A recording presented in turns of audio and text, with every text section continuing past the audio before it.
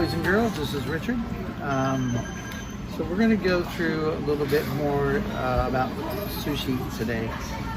We've talked about sushi in the past. I got one video up about sushi. That's when I was just starting. So I want to go back and make more, a little bit more intense videos, a little more information to help you. Sushi in its original form, okay, was I mean, sushi didn't really start until like in the late 1600s.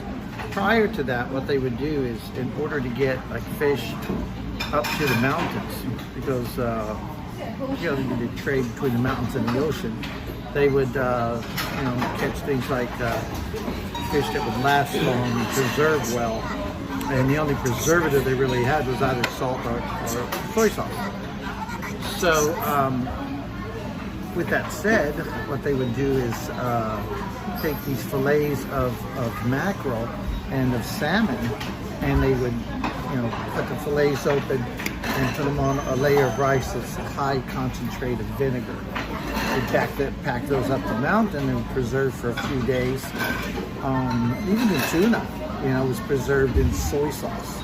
And then when you ate a piece of tuna, it had been sitting in that soy sauce for a while. So this is your regular sushi. Remember, there's no refrigeration back then. So when you caught something, you had to eat it, right? So we're gonna kind of talk a little bit about how sushi developed from what we call the Heian period, which was 794 to like 1184 or 5, and then the Edo period, which was in the 1600s. And what we're going to do is, what I'm going to try to, you know, just going to give you an idea. Your nigiri sushi that we have today, you know, the kind that, you know, looks like this, was actually later on. I mean, that's been around for 150 years or so. And I'm going to throw up some pictures. Like sushi used to look like this. All right? Yeah, it was kind of boxy. It was filleted, and you know, it was all soaked in a type of vinegar. A lot of the rice, because there was fruit and wine vinegars, the rice was red. So imagine that, eating sushi with red rice. Later on, they took the reeds of the sake. You know, so when you're growing okome rice for sake, and you take those grains off, you take those reeds, and they can make a whitish vinegar. And I guess that was later in the Edo period. The first time the word sushi itself was utilized in a book is 1699, so that gives you an idea. Suppai means sour, so sushi, suppai, sushi. That's where the word kind of came from. The kanji has changed over the years, but you know, it was spiked because it was marinated or, you know, long periods of time. Today, it's a fresh slice of fish. Not really fresh, because you don't want to eat fresh fish. You like to eat fish that's been, you know, kind of sitting around for a day, 2 days.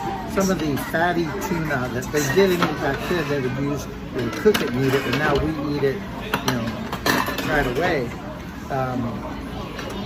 It was made back in, what do you say,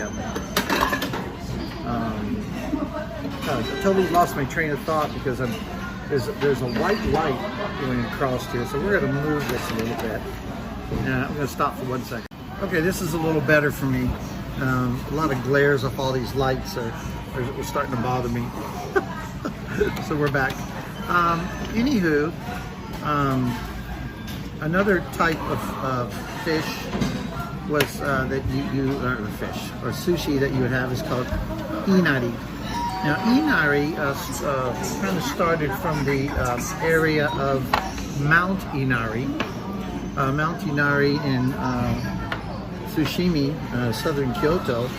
That is a whole story. You go on tour with me on my tour channel, I will take you there. But that was Inari Zushi was a sweet skinned tofu really tofu. Here it is. Here.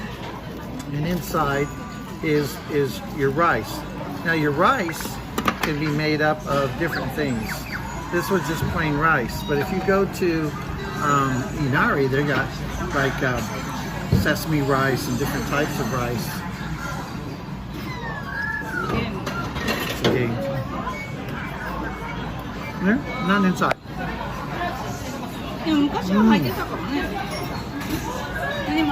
Sushi Inari ga iron mono haiteる. Let's say it's a really hot day outside. A cold beer, Inari, with the sweet tofu on the outside. I cannot tell you or portray to you how sweet this is. And these are babies. You go to Inari, they're real big. Sushi in general back in the day, in the 1600s, was big. Here's the picture. Compared to your sushi today. I mean, this would be a regular size. Your sushi back in the 1600s would be 2.5 times, wait a minute, 2.5 times that size. Absolutely amazing. Another one of the sushis that was famous back then was your egg, your tamago. Yeah, because it was cooked. Again, no refrigeration, so yeah. Now we're gonna have a little sushi here. Gotta have sake. Come on. Woo-hoo. 5 o'clock somewhere. Look at that, isn't that beautiful? Come by.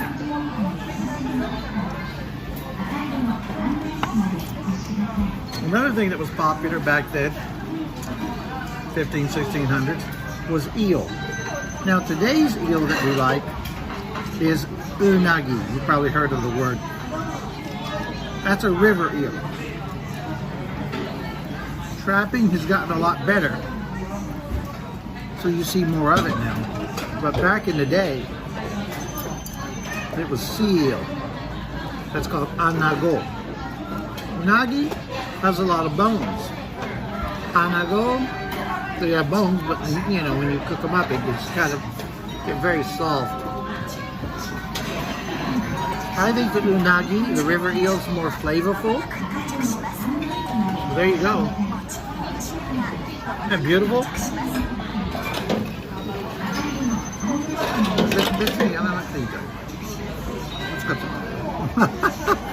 My wife's trying to do things. She's knocking my camera out. Sorry, women, you're not really allowed to do this, but men can take tempura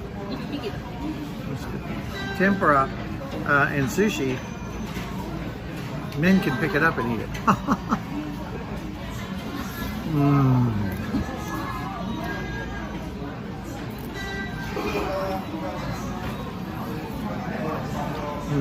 Absolutely amazing.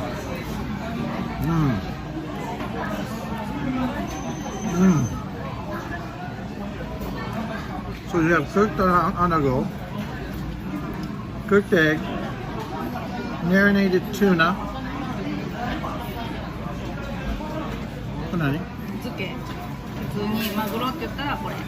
Oh, what's that? See, that's been marinated in soy sauce for a long period of time. This has not. 猫とか犬の餌とかネギと一緒に鍋になってたって。頃は。ネギと一緒に油をつけて焼いて。油のところは猫とか犬にあげたり、お鍋に入れたり。So instead of eating it without, because it wasn't marinated, they wouldn't eat this. They would put that in a nabe. They cut off the fat, cook that, give that to the cats, and then they would take this and throw it in a nabe. A nabe is a Japanese soup pot. Let's try it. Take it off.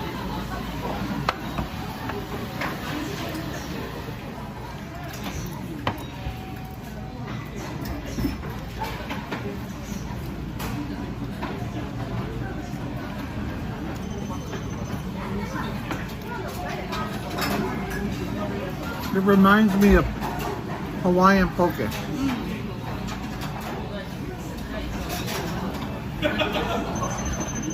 That's what poke is.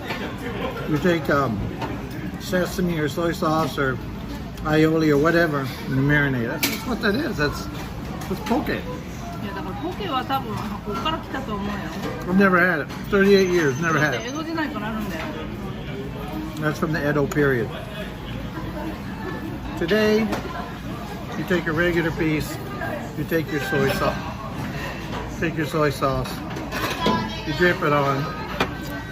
I like the little places that you have a little brush and you can actually brush the amount that you want on.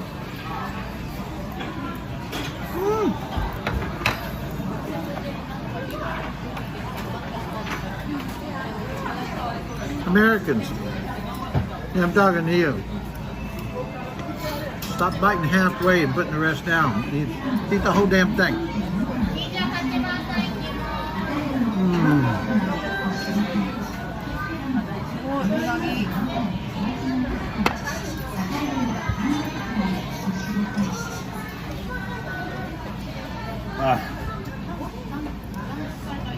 Absolutely amazing. So I picked up this couple and they had twin girls. Somebody else the other.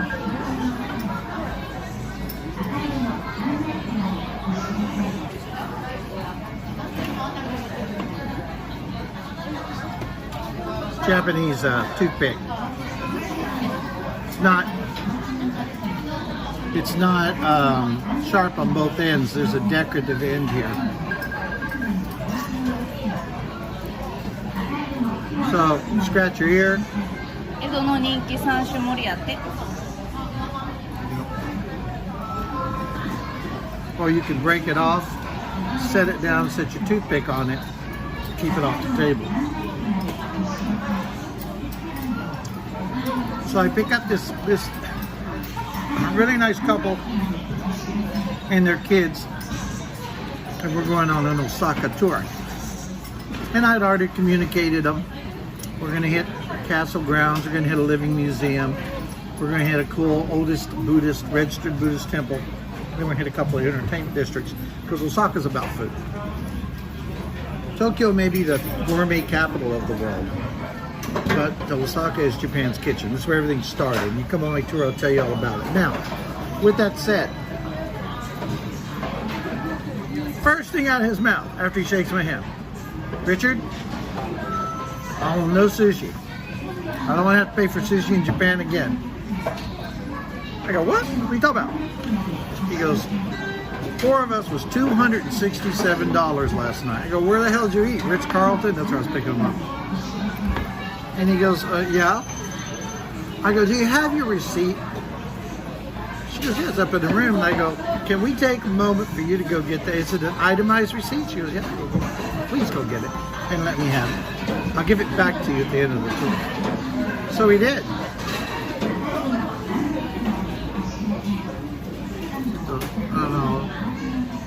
Sake, toro, salmon. I'm talking, she's eating and I'm not having to eat. Mata, maguro toro. Unagi taberu. So she goes and gets the receipt and we take off and we head down, do our thing. We do the whole tour. And we get down to one of these local drinking districts, and you won't see a lot of tourists where I go. I mean, I take you where they are so you can see that main attraction that you just have to see. But we get down to the sushi place. So we've already hit a little karaoke bars and yakitori. We've hit some kushikatsu. We've hit some takoyaki. Okay, we've hit a few places. Come on my tour, I'll tell you what all those are. So we get inside, and it's 3 tuna for like 150 yen, 3 salmon for like 300 yen. So I looked down the line, everything they got was in 2s, but most of the things you get are in 3s, and then if it's like something expensive, you'll get it in 2s. I ordered everything they ordered. The kids had, one had 2 ginger ales, the other had 1. and they had 2 beers apiece. So we all drink sake because when you're on my tour, you drink sake. You say you don't like sake? There's 98 rice varieties, 800 aquifers, and 1,400 breweries. I'll find something for you. Look at that. That's salmon. That's fatty salmon. Yum! If your salmon doesn't glisten like that, don't eat it. So we ordered two bottles like this of sake, and then he wanted a beer, and then her and I drank another sake, and the kids had 2 ginger ales each. We walked out of there for $68. 2, 4, 5 of us.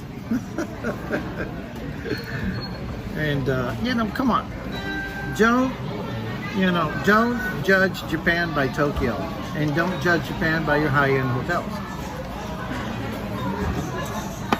There's a guy in Ginza. What's his name? Jiro. And I went to Jiro before Jiro became famous on Netflix. And it was always nice and easy. You get out there for about 6,500 yen a person. Now Jiro makes a lot of money. But there are 500 chefs in Japan, his class.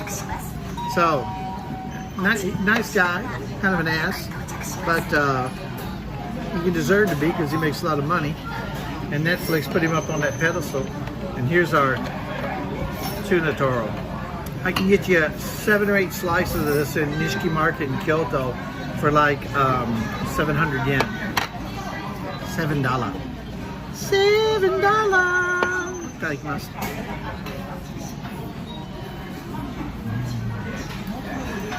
Mmm.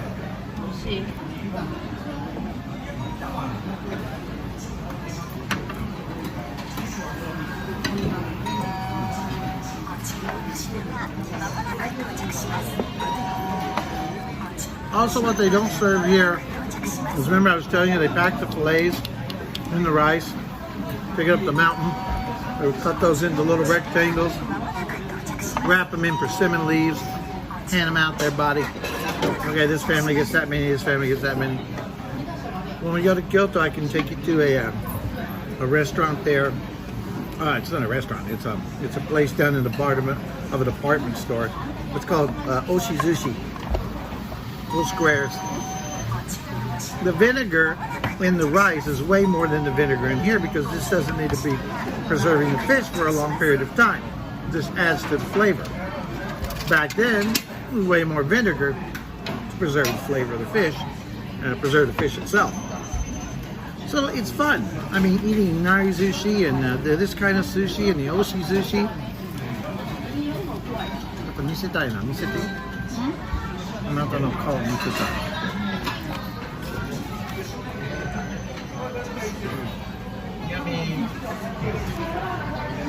That's called Temaki and Temaki Zushi. We're good here, okay. Let's do that. And Temaki Zushi, it's all wrapped in seaweed. Not a big fan. I mean, I'll eat it, but not a big fan. So sushi's got a really, interesting history. The way it developed, the way it came across. Sake is the same thing. Sake was never this clear until about 400, 500 years ago, when somebody said, hey, why don't we filter this sweet shit? See if we can get some different flavors out of it. This is dry sake. We call dry sake kara kuchi. Kuchi is your mouth. Kara is dry. Amakuchi is the sweet sake, the one with all the impurities still in it. That's what they drank for years and years and years. I think sake and sumo started about the same time, about 1,000 years ago. And I'm sure sumo started first, and everybody, the guys were sitting around looking at it and going, we need some drink.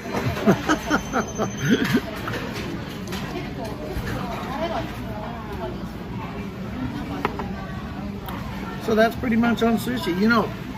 Back in the day, really quick, you were talking about the sushi that was in that high concentration of vinegar. And I'll shoot some pictures at the end of the video. But you had everything from like red clam, you had shrimp. Of course, you had different varieties of whitefish. You had things, of course, the mackerel, and there's also a small red snapper they would also use, and salmon. They would use salmon. The salmon's pretty fresh though.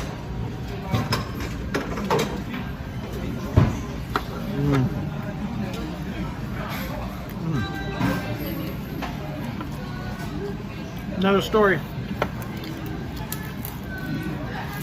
When I lived in Chiba, which is actually where Tokyo Disneyland is,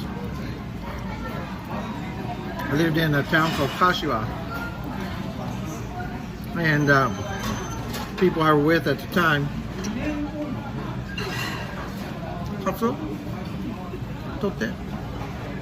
ooh, skipjack. Look at this. Yummy! Took me to this place. He said, this is Yakuza sushi. You know what Yakuza is, right?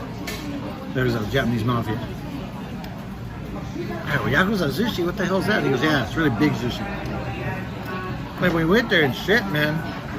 I mean, 2 of them fill you up. It's like shit. And I just thought it was the kind of thing, but that was the Edo period style of sushi. Big sushi. So people, I mean, we call rice cakes now onigiri, and they were that size. They were, 2.5 times the size of these little bite-sized pieces. So you had to and chew on them and hold them, and that's what that particular. So I came in contact with it, not really knowing the history behind it, thinking it was just all kind of, and the guys behind them, they all had punch perms. They all looked like Yakuza. But it was the kind of the original sushi, so never knew that. They also used to do ayu. Ayu is a river fish, but you marinate it long enough. I think ayu and Japanese koi are the 2 river fish you can eat from the river sushi. The koi, the Japanese carp, is usually eaten with like a mustard miso sauce. Yeah. But the ayu was soaked again in soy sauce and eaten on rice. Up in Kyoto, there's places all around Japan that do, damn, what is the name of that fishing? Omo, ahiro o tsukatte ayu tabu. Ukai. And they take these particular types of ducks, put a collar around the bottom of their neck, hang with me here, throw them off the boat, and these ducks dive down and get these little ayu, sweet fish, that's what they're, sweet fish. And they can't swallow them because the collar around their neck is tight, so they haul them in, and they make them puke out that sweet fish. And once that's done, they throw it in a bucket and they throw the duck back out there and catch some more fish. Kawaiso, but that's the way, you get a lot of fish in a lot of time. So that's the story behind the sweet fish. And they have tournaments in July in Kyoto, so if you want to go, they do it at night too. And on the wooden boats, they put a big iron bar and hang this iron freaking cage out there. They fill that full of firewood, so it's burning and the embers are popping and all around, and the ducks are and they're diving and pulling it. It's cool. So there you go. There's your sushi lesson for today. I hope that you liked it. I hope you learned something. And subscribe to me. We're just starting this channel. I know it takes a couple of years to get going, but I'm going to provide the information. If you have any questions, suggestions, what you'd like to see, let me know. I'll go do it. I eat most anything. So, again, folks, thank you very much. It's Richard again at Eat Japan Richard, and y'all take care, and we'll talk to you soon.